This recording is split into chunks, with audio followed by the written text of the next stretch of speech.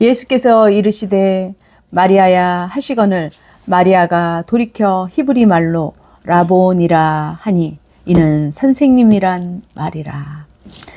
오늘은 부활의 기쁨을 전하라란 주제로 여러분과 함께 은혜를 나누고자 합니다. 여러분, 부활은요, 우리가 생각하는 것처럼 흔히 그런 일이 있었구나, 그렇구나 이렇게 이해되는 것이 아닙니다. 상식적으로, 그렇죠, 논리적으로, 또한 어떻게 했습니까? 이성적으로도 그것이 다 설명이 되지가 않습니다. 이해하려고 노력을 해도 또 이해가 안 되고요. 그렇습니다. 그래서 성경은 이것을 믿음으로 성령 안에서 하나님의 영으로 깨닫는 것이라고 말을 하고 있습니다. 그러니까 부활은요, 책을 많이 읽어서 막 지식으로 이렇게 아는 것이 아닙니다. 어느 순간에 내 마음속에 주님이 정말 살아계시구나, 번쩍 뜨입니다. 그리고 믿어지고 그 믿음이 내 삶을 바꾸기 시작하는 것입니다. 절망 가운데서도 어떻게 해요? 다시 일어날 힘이 생기고요. 두려움 가운데서도 어떻습니까? 평안이 찾아오는 겁니다. 그 평안은 세상에서 돈으로 살 수가 없는 것이죠. 그렇죠? 그 다음에 포기했던 자리에서 어떻게 다시 소망을 품게 되는 것, 부활의 능력이 우리 삶에서 역사하는 것이 나타나는 모습인 것입니다. 눈에 보이지 않아도 믿고요, 이해되지 않아도 어떻겠습니까? 받아들이는 그 믿음 가운데서 하나님께서 우리에게 부활의 생명을 깨닫게 하시는 것입니다. 새벽 공기가 아주 차가운 시간입니다. 예루살렘의 동산에는요, 밤의 어둠이 완전히 거치지도 않았고요, 그러나 이른 새벽에 고요함이 여전히 남아 있었습니다. 성경은 이날을 안식 후 첫날이라고 기록하고 있습니다. 이것은 중요합니다. 안식일은 본래 토요일입니다. 예수님께서 죽음을 이기시고 어떻게 하셨어요? 부활하신 날이 바로 주일 새벽인 것입니다. 그래서 오늘 우리 성도들은요, 토요일이 아닌 이렇게 주일날을 어떻게 거룩한 안식일로 지키고 거룩한 날로 지키며 예배하는 것입니다. 그 고요한 동산 한쪽에는 예수님의 무덤이 있었습니다. 십자가에 못 박혀 죽으셨죠. 그리고 그 무덤에 이르렀을 때 해가 떠올라서 사물을 이렇게 보면은, 이렇게 우리 새벽에 보면은 5시, 6시 할 때 이렇게 되면은 막 사물을 좀 분별할 수 있을 만큼 밝아진 시간 있잖아요. 그런 시간이었습니다. 그런데 그곳에 한 여인이 서서 울고 있었습니다. 바로 막달라 마리아가 무덤 밖에 서서 혼자서 울고 있는 것입니다. 그런데 성경은 단순히 그녀가 눈물을 흘리고 이렇게 그냥 울었다고 하지 않습니다. 여기서 울고 있다는 말은요, 조용히 흐느끼는 정도가 아닙니다. 어떻게 울었을까요? 우리가 막 마음에 벅차서 가슴을 막 억누르면서 막 어떻게 할 줄 모를 때 있잖아요. 가슴이 터질 정도로 큰 소리로 울부짖는 모습입니다. 한마디로 대성통곡을 하는 거죠. 막 울고 있습니다. 큰 소리로. 마음속 깊은 곳에서 터져나오는 그 슬픔, 억누르지 못하는 예수님이 십자가에서 돌아가셨기 때문이죠. 마리아는 예수님의 시신조차도 사라짐을 보았습니다. 무덤이 비어 있었기 때문입니다. 어떡합니까? 마리아는 완전히 무너졌습니다.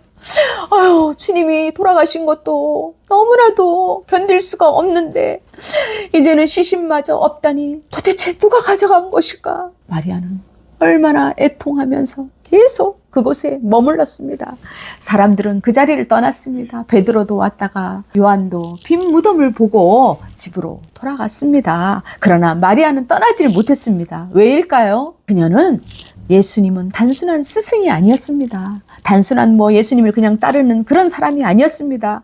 그녀는 주님에 대한 뜨거운 열정이 있었습니다. 그녀는 예수님으로 인해서 인생이 완전히 바뀐 사람이었습니다. 마리아는 한때 7 귀신이 들려갔고요, 사로잡혀서 얼마나 세상에 사는 그 맛이 없었죠.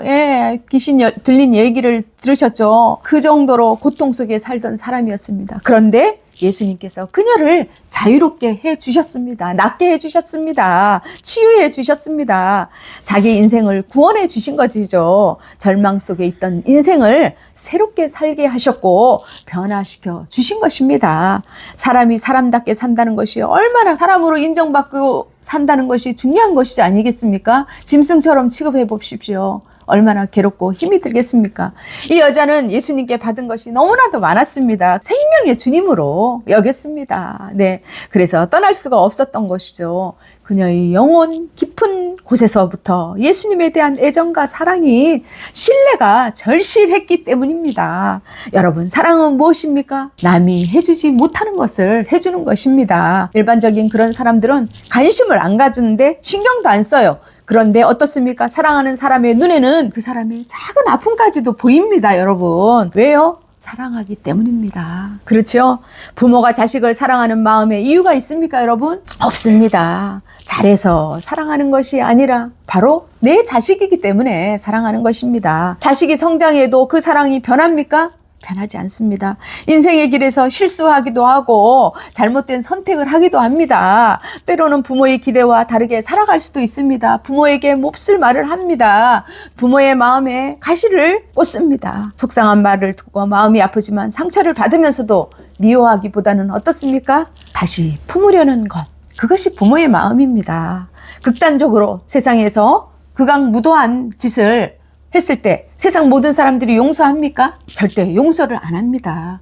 그렇지만 부모는 어떻습니까? 마음이 막 찔리고 아프죠. 그렇지만 어떻게 해요? 그냥 또 품어주는 것이 바로 부모의 자식 사랑입니다. 그냥 용서가 되는 것입니다.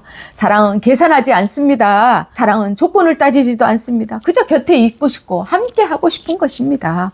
그래서 막달라 마리아는요, 그녀는 떠날 수가 없습니다. 예수님의 그 사랑을 받았기 때문에 보이지 않아도 들리지 않아도 예수님께 받은 은혜가 하늘과 같이 넓고 높기 때문에 사랑도 남달랐던 것입니다. 그 마음이 이미 사랑에 붙잡혀 있었습니다. 예수님에 대한 신뢰, 예수님에 대한 사랑으로. 여러분은 어떻습니까? 보이지 않아도, 들리지 않아도 그래도 그 자리를 지키면서 주님 곁에 머물러 계십니까? 아멘. 아멘. 아멘입니다. 울다가 마리아는 몸을 굽혀서 무덤 안을 이렇게 들여다봤습니다. 그런데 놀라운 장면이 눈에 들어옵니다. 무덤 안에 흰옷 입은 두 천사가 있었습니다. 흰옷 입은 두 천사들이 마리아에게 물었습니다.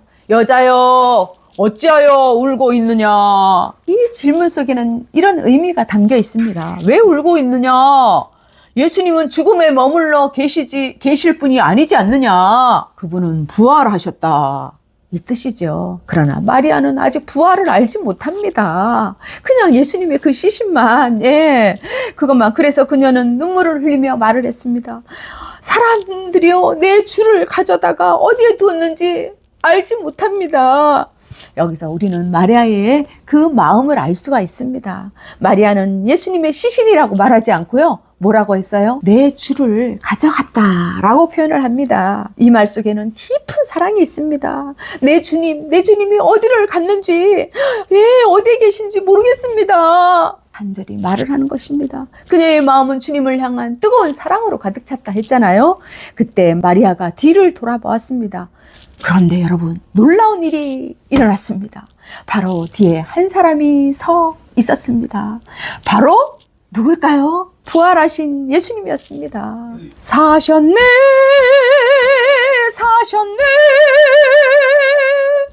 예수 다시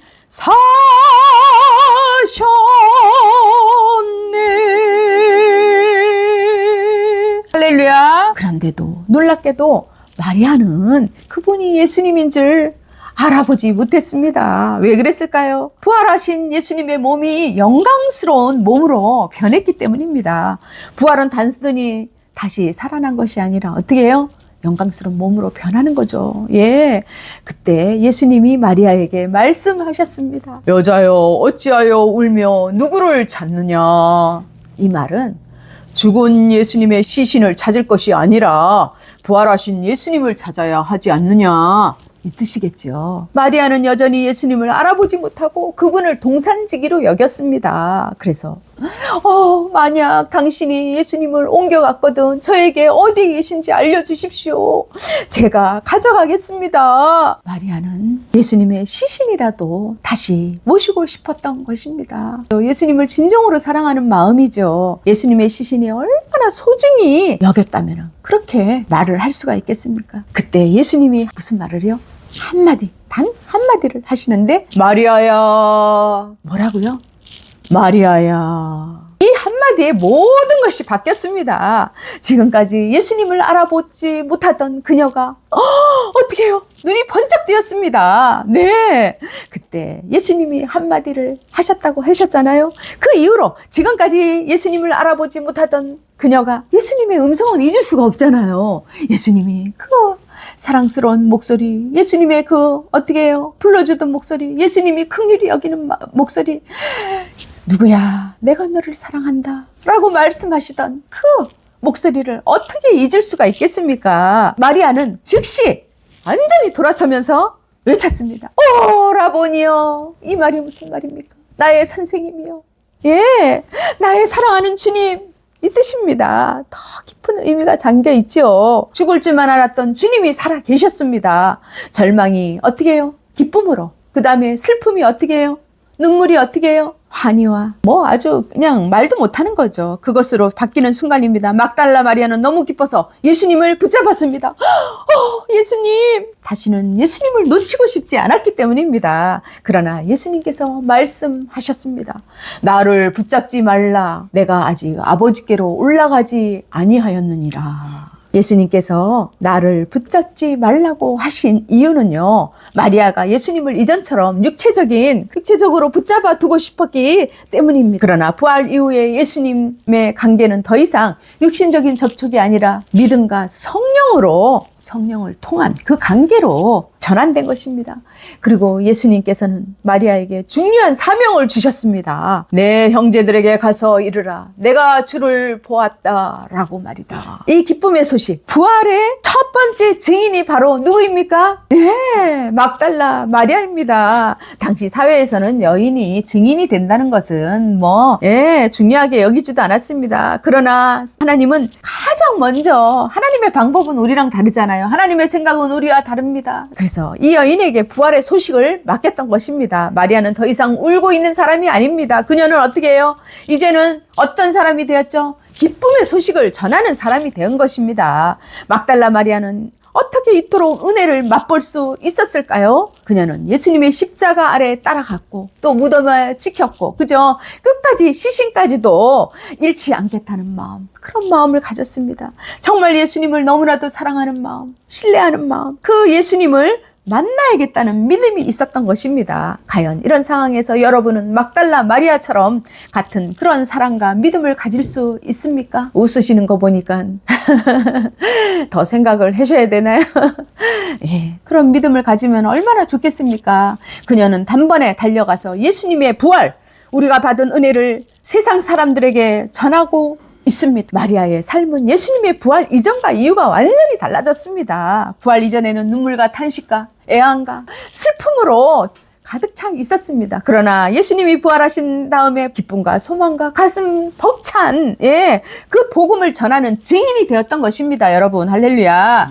네, 이것이 새로운 변화, 새 생명, 부활의 능력인 것입니다. 본문을 통하여서 우리는 정말 진리를 알게 되고 또한 우리의 삶 속에서 적용을 하게 됩니다. 하나님은 절망 속에 있는 자를 먼저 찾아오시고 그런 언약의 하나님이십니다. 누가복음 19장 10절을 보면요, 인자가 온 것은 잃어버린 자를 찾아 구원하려 함이라 라고 말씀하고 있습니다.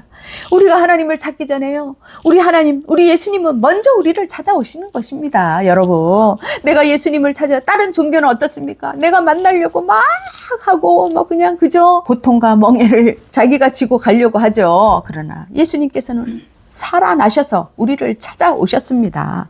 우리가 지치고 무너져서 하나님을 찾을 힘조차 없어서 지치고 나는 이제 포기해야 되겠다, 정말 힘이 듭니다, 어떻게 합니까? 이럴 때 주님은 이미 우리의 삶의 자리로 찾아오셔서 이름을 부르시고, 누구야? 내가 너를 도와주리라, 내가 너를 일으켜 주리라, 일어나 빛을 발하라 하고는 어떻게 해요? 이름을 부르시고 다시 일어설 수 있는 은혜를 부어주시는 것입니다. 우리는 절망 속에 주저앉아 있기보다 먼저 찾아오시는 예수 그리스도 하나님을 믿고 다시 일어나야 하는 것입니다. 또한 우리도 절망 가운데 있는 사람들에게 찾아가서 어떻게 해요? 먼저 위로하고 그죠? 사랑을 베풀고 또한 살아계신 예수 그리스도를 전하는 믿음의 권속들이 되기를 축복합니다. 둘째, 예수님은 우리 각자의 이름을 부르시는 인격적인 구원의 주님이십니다. 마리아는 처음에 예수님을 알아보지 못했잖아요. 자, 눈앞에 계셨지만 그분이 누군지 알지 못했습니다. 그러나 예수님이 하신 단 한마디, 뭐라고? 마리아야. 부르시는 그 순간 그녀는 어떻게 했다고 했죠? 눈이 열렸다고 했습니다. 마음이 열렸습니다. 네, 마음이 깨어졌습니다. 그 부르심 속에는 단순한 호칭이 아니라 사랑과 관계, 새 생명의 음성이 담겨 있었기 때문입니다. 생명의 음성. 중요합니다. 이 장면이 우리에게 분명히 보여줍니다. 부활의 능력이 바로 무엇입니까? 구원인 것입니다. 여러분, 예수님의 부활은 단순한 기적이 아니라 죄와 사망의 권세로부터 어떻게 해요? 그것을 깨뜨리고 우리를 살리시는 하나님의 능력임을 믿으시기를 축복합니다. 아멘. 구원은 그냥 정보의 뜻이 아닙니다. 하나님께서 각 사람을 향해서 부르시는 인격적인 소망에 응답하여서 그리스도와 연합하여 은혜의 사건을 일으키는 그런 것입니다. 예, 주님은 나를 아시고 부르십니다. 그러므로 나는 그 부르심에 즉시 응답하며 주님과 인격적으로 동행하는 삶을 살아가는 여러분이 되시기를 축복합니다. 아멘. 셋째, 부활 신앙은 붙잡는 신앙이 아니라 믿고 따르는 신앙입니다. 이제 예수님은 십자가에서 부활하시고 그것을 통해서 새로운 구속의 시대를 열었습니다. 제자들은 눈에 보이는 방식이 아니라 믿음으로 주님을 따르는 삶을 살아야 하는 것입니다. 우리는 주님의 제자입니다. 이것은 언약 백성이 살아가는 믿음 중심의 삶을 가르쳐 줍니다. 눈에 보이는 것에 집중하지 아니하고요. 부활의 주님을 믿음으로 신뢰하기 바랍니다. 끝까지 예수 그리스도를 따르는 삶을 살아가시기를 축원합니다. 아멘. 넷째, 부활을 경험한 사람은요, 복음의 능력이 되고 복음의 사랑을 가지고 그런 증인이 되는 것입니다. 예수님은 마리아에게 내 형제에게 가서 이르라 라고 말씀하셨습니다. 전하라는 것이죠. 마리아는 부활을 본 후 곧바로 제자들에게 달려가서 예수님이 말씀하시자마자 달려가서 어떻게 했습니까? 내가 주님을 보았습니다. 예수님께서 다시 살아나셨습니다. 라고 증언을 합니다. 이것은 부활신앙이 개인적인 감동에서 끝나는 것이 아니라 어떻게 해요? 복음을 전하는 사명으로 이어진다는 것을 알 수가 있습니다. 우리 모두가 매일 삶 속에서 부활의 소망을 드러내기를 원합니다. 낙심한 사람에게 먼저 다가가 위로해 주시길 바랍니다. 기회가 있을 때 하나님의 살아계심을, 예수님의 부활하심을 분명히 전하는 삶을 살아가시기를 주님의 이름으로 축원합니다. 아멘. 기도하시겠습니다. 하나님 아버지, 오늘 말씀을 통하여 부활하신 주님을 바라보게 하시니 감사합니다. 막달라 마리아의 눈물을 기쁨으로 바꾸신 것처럼 우리 삶 속에도 부활의 소망을 허락하여 주시옵소서. 어떠한 상황 속에서도 살아계신 주님을 바라보며 부활의 증인으로 살아가게 하여 주시옵소서. 살아계신 예수 그리스도의 이름으로 기도합니다. 아멘.